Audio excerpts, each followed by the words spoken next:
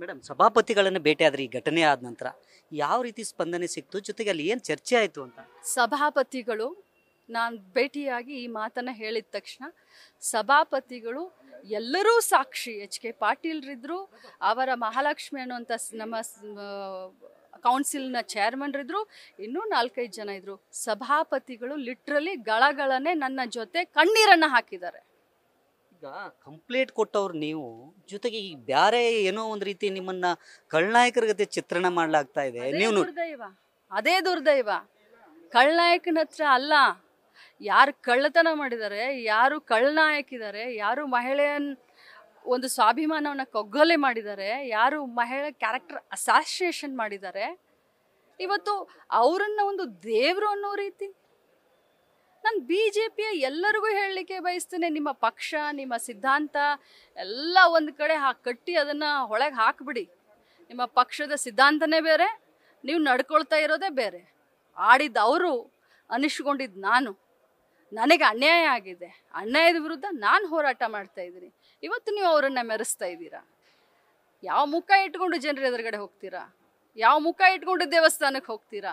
ಯಾವ ಮುಖ ಇಟ್ಟು ಶ್ರೀರಾಮನ ಹೆಸರನ್ನು ತಗೊಳ್ತೀರಾ? ಮೇಡಮ್, ಈಗ ಕೊಲೆ ಮಾಡಲಿಕ್ಕೆ ಯತ್ನ ಮಾಡಿದರು, ನನ್ನ ಶೂಟೌಟ್ ಮಾಡಲಿಕ್ಕೆ ಯತ್ನ ಮಾಡಿದರು, ರಹಸ್ಯ ಸ್ಥಳಕ್ಕೆ ಕರ್ಕೊಂಡು ಹೋದರು, ಇವೆಲ್ಲ ಒಟ್ಟು ಆಗ್ತಾ ಇದೆ. ಜೊತೆಗೆ ನನ್ನನ್ನು ಹಲ್ಲೆ ಮಾಡಲಿಕ್ಕೆ ಬೆದರಿಕೆ ಹಾಕಿದರು ಅನ್ನೋ ಮಾತುಗಳು. ನಾಟಕದ ಮುಂದುವರೆದಂಥ ಭಾಗ. ಕೊಲೆ ಮಾಡ್ಲಿಕ್ಕೆ ಸಾಧ್ಯನಾ? ಏನು ಚಿಕ್ಕ ಮಕ್ಕಳ, ಚಿಕ್ಕ ಪಾಪುನಾ? ಸಿಟಿ ರವಿಯವ್ರ ಪಾಪುನಾ ಅಡ್ಡು ಬಿದ್ದಿದ್ದಾರಾ? ಅವ್ರನ್ನ ಕೊಲೆ ಮಾಡಿಬಿಡ್ತಾರಾ? ಏನ್ರಿ ಮಾತಾಡ್ತೀರಾ? ಯಾರಿಗ್ರಿ ಮಾತಾಡ್ತೀರಾ? ನಗು ಬರುತ್ತೆ ನಿಮ್ಮ ಮಾತನ್ನು ಕೇಳಿದ್ರೆ. ನಿಮ್ಮನ್ನೇನೋ ಕೊಲೆ ಮಾಡಿಬಿಡ್ತಾರಂತೆ. ನಿಮ್ಮಂಥ ಡ್ರಾಮಾಬಾಜಿ ಕರ್ನಾಟಕ ರಾಜಕಾರಣದಲ್ಲಿ ಇನ್ನೊಬ್ರು ಯಾರೂ ಸಿಕ್ಕೋದಿಲ್ಲ. ನಿಮ್ಮನ್ನು ಕೊಲೆ ಮಾಡಿಬಿಡ್ತಾರಾ?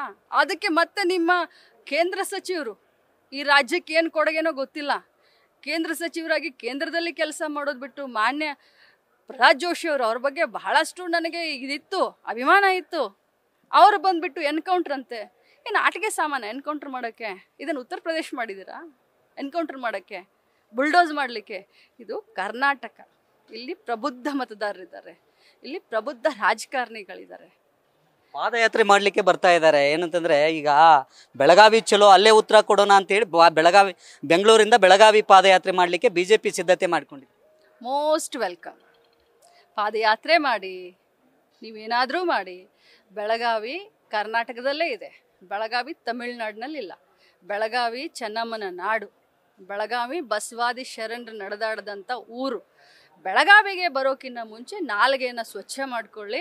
ಬೆಳಗಾವಿಗೆ ಬರೋಕ್ಕಿಂತ ಮುಂಚೆ ನಿಮ್ಮ ಏನು ಭ್ರಮ ಆಗಿದೆ, ನಿಷ್ಠೆ ಆಗಿದೆ, ನಿಮಗೆ ನಿಮ್ಮ ಬುದ್ಧಿ ಭ್ರಮಹೀನೆ ಆಗಿದೆ, ಸ್ವಲ್ಪ ಕರೆಕ್ಟಾಗಿ ಮಾಡಿಕೊಂಡು ಬೆಳಗಾವಿಗೆ ಬನ್ನಿ. You most welcome. ಕೊನೆಯದಾಗಿ ನಿಮ್ಮ ಹೋರಾಟ ಮುಂದೆ ಕಾನೂನಾತ್ಮಕ ಹೋರಾಟ ಯಾವ ರೀತಿ ಇರುತ್ತೆ? ಕಾನೂನಾತ್ಮಕ ಹೋರಾಟ ಖಂಡಿತವಾಗ್ಲೂ ಇರುತ್ತೆ. ಪಕ್ಷದ ಮುಖಂಡರ ಜೊತೆ ಚರ್ಚೆ ಮಾಡಿದ್ದೀನಿ, ಎಲ್ಲರೂ ನನ್ನ ಜೊತೆ ಇದ್ದಾರೆ. ಪಕ್ಷದ ಮುಖಂಡರು, ಹೋಮ್ ಮಿನಿಸ್ಟ್ರು, CM ಸಾಹೇಬರು ಏನು ಹೇಳ್ತಾರೆ, ಕಾನೂನು ಸಚಿವರು ಏನು ಹೇಳ್ತಾರೆ, ಆ ಪ್ರಕಾರ ನಮ್ಮ ಹೋರಾಟ ಖಂಡಿತವಾಗ್ಲೂ ಇದೆ. ಯಾಕಂದರೆ ಇದು ಬರೀ ಲಕ್ಷ್ಮೀ ಹೆಬ್ಬಾಳ್ಕರ್ ಅವಳ ಒಬ್ಬಳದ ಪ್ರಶ್ನೆ ಅಲ್ಲ, ಇಡೀ ಮಹಿಳಾ ಕುಲಕ್ಕೆ ಆದಂಥ ಅಪಮಾನ ಮತ್ತು ಸರ್ಕಾರಕ್ಕೆ ಕೆಟ್ಟ ಹೆಸರನ್ನು ತರುವಂಥ ಒಂದು ಪೋರ್ಟ್ರೇಟ್ ಮಾಡ್ತಾ ಇದ್ದಾರೆ ರವಿ ಅವರು. ಸೊ ಅದಕ್ಕೆ ಒಂದು ಉತ್ತರವನ್ನು ನಾವು ಇವತ್ತು ಕಾನೂನು ಮೂಲಕ ಕೊಡಬೇಕಾಗಿದೆ. ಅನ್ಯಾಯ ವಿರುದ್ಧ ಖಂಡಿತ ಹೋರಾಟ ಮಾಡ್ತೀನಿ. ಲಕ್ಷ್ಮೀ ಹೆಬ್ಬಾಳ್ಕರ್ 2 ದಿನ ಮೌನ ಆಗಿದ್ದು ಸ್ವಲ್ಪ ಸಂಕಟ ಆಗಿತ್ತು, ಆದರೆ ಇಂಥ 100 ಅಲ್ಲ 1000 ಸಿಟಿ ರವಿ ಬಂದರೂ ಎದೆಗುಂದೋದು. ಪ್ರಧಾನಿಯವರಿಗೆ ಏನಾದರೂ ದೂರು ಕೊಡ್ತೀರಾ ಮೇಡಮ್? ಖಂಡಿತವಾಗ್ಲೂ. ಯಾಕಂದರೆ ನಮ್ಮ ದೇಶದ ಪ್ರಧಾನಮಂತ್ರಿ ಅವರೇ ಹೇಳ್ತಾರಲ್ಲ, ಬೇಟಿ ಬಚಾವ್ ಬೇಟಿ ಪಡಾವ್ ಅಂತ ಹೇಳ್ತಾರೆ. 33% ಮಹಿಳಾ ರಿಸರ್ವೇಷನ್ ತಗೊಂಡು ಬಂದಿದ್ದಾರೆ. ಒಬ್ಬ ಮಹಿಳಾ ಮಂತ್ರಿಗೇ ನಿಮ್ಮ ಒಬ್ಬ ಜನರಲ್ ಸೆಕ್ರೆಟರಿ ಆದಂಥವ್ರು, ಈ ರಾಜ್ಯದ ಮಂತ್ರಿ ಆದಂಥವ್ರು, ದತ್ತಮಾಲೆಯನ್ನು ಹಾಕೊಳ್ಳೋರು, ಇವತ್ತು ಒಬ್ಬ ಮಹಿಳೆಗೇನೆ ಈ ರೀತಿ ಅಂದರೆ ಮಾನ್ಯ ಪ್ರಧಾನಮಂತ್ರಿಗಳ ಹತ್ರ ನಾನು ಹೋಗಿ ಕೇಳಬೇಕಾಗತ್ತೆ. ನಾನು ಖಂಡಿತ ಹೋಗ್ತೀನಿ. ಇದಿಷ್ಟು ಏನಂತಂದರೆ ಲಕ್ಷ್ಮೀ ಹೆಬ್ಬಾಳ್ಕರ್ ಅವರ ಮಾತು. ಕ್ಯಾಮ್ರಾಮನ್ ನಾಗೇಶ್ ಜೊತೆ Srikanth Kukkadi, news first Belagavi. News first ನಿರ್ಭೀತಿಯಿಂದ ನಿಮ್ಮ ಪರವಾಗಿ.